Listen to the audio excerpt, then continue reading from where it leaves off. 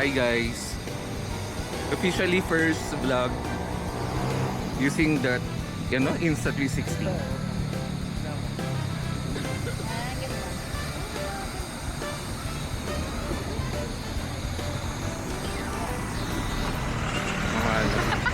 Friends, family, countrymen. Ito po ang BGC.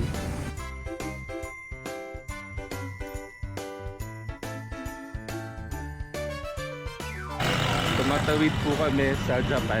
Joke, BGC lang po ito.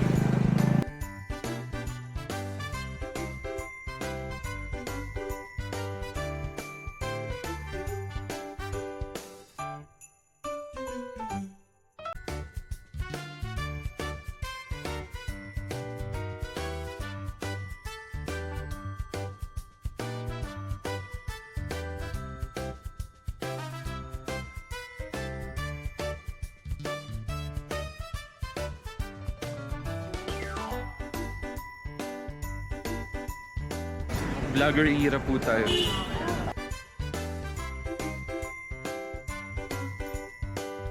Newly opened na Starbucks.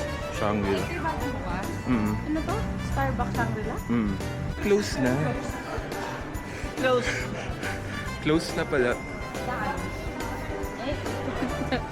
So sa bench tayo mag-unbox.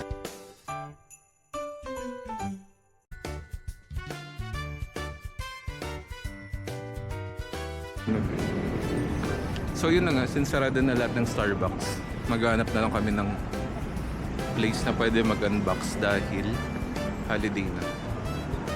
Yearly gala with friends.